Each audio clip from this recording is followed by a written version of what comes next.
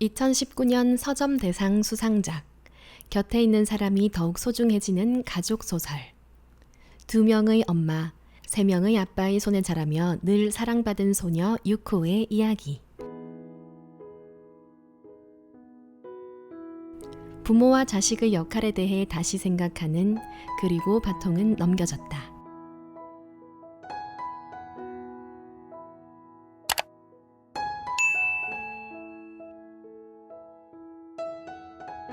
미토 씨에겐 작고 귀여운 아이 유코가 있었다.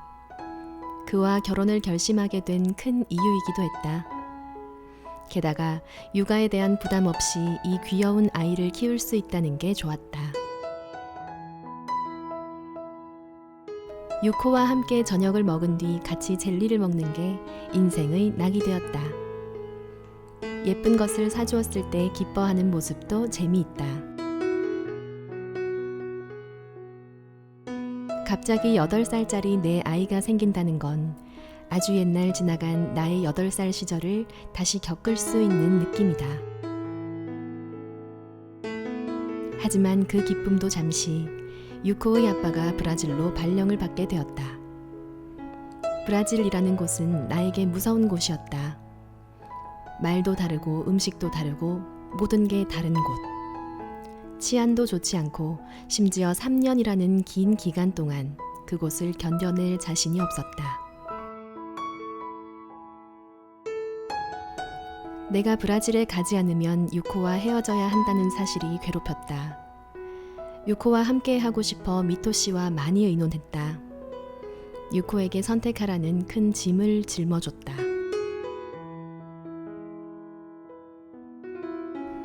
결국 유코는 나와 함께 하기로 했다. 유코 엄마로서의 역할은 내가 살아갈 이유가 되어주었다. 브라질로 가게 된 미토 씨와는 헤어졌지만 유코의 엄마 역할을 계속하기로 결정했다. 그러다 문득 유코가 이야기했다. 피아노가 갖고 싶어. 필통을 살 때도 허락을 구하던 유코가 피아노를 사달라니. 유코를 위해 피아노를 어떻게든 구해주고 싶었다. 그래서 결정한 게 이즈미가 하라씨와 결혼이었다.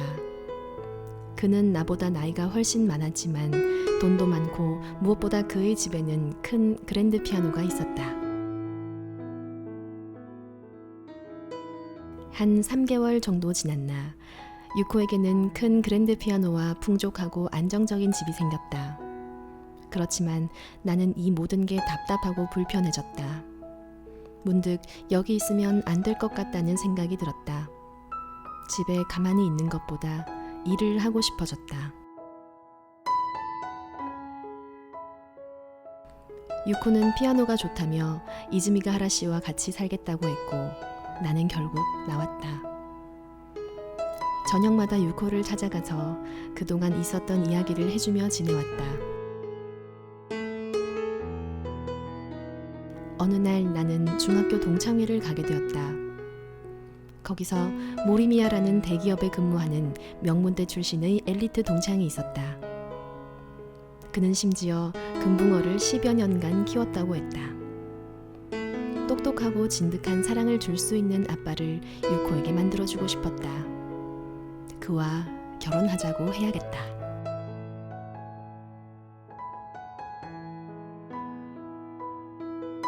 과연 유코는 이제 행복해질 수 있을까요? 그리고 바통은 넘겨졌다의 새엄마 리카의 입장에서 정리한 내용입니다. 위 이야기 이후 37세 아빠 모리미야와 17세 딸 유코의 미묘한 분위기 속 각자의 역할에 최선을 다하는 모습이 담겨져 있는데요. 책과 미디어를 통해 아빠 역할을 배운 37살의 성실한 남자는 이상적인 아버지의 역할을 완수하기 위해 노력합니다.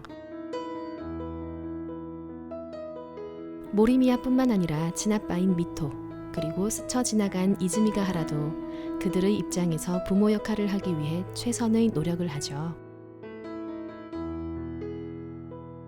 한 아이의 성장을 자기 삶의 목표로 삼았던 어른들의 마음이 담겨 있는 소설. 현대사회에 들어서 다양한 가족 형태를 마주하는 오늘날, 가족이란 무엇일까요? 부모의 역할은 무엇일까요?